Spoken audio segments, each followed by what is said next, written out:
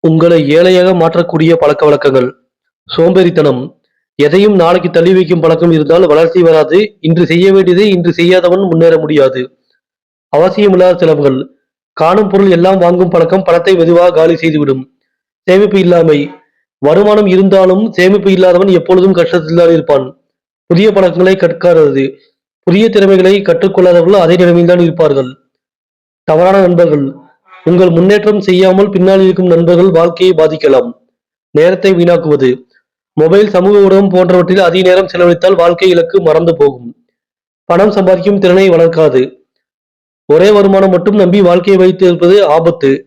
பொறாமை மற்றும் குறை கூறும் மனப்பான்மை. மற்றவர்களை குறை சொல்லி நேரம் கழிப்பதற்கு பதிலாக நம்மை மேம்படுத்த வேண்டும். உடல்நலத்தை கவனிக்காதது. உடல்நலம் பாதிக்கப்பட்டால் பணமும் முன்னேற்றமும் பாதிக்கப்படும். தன்னம்பிக்கை இல்லாமை.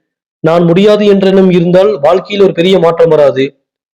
ஒரு உண்மை என்னவென்றால், பணக்காரனாக வேண்டுமென்றால் முதலில் நமது பழக்கவழக்கங்களை மாற்ற வேண்டும். இந்த சேனலை சப்ஸ்கிரைப் செய்ய வேண்டும்.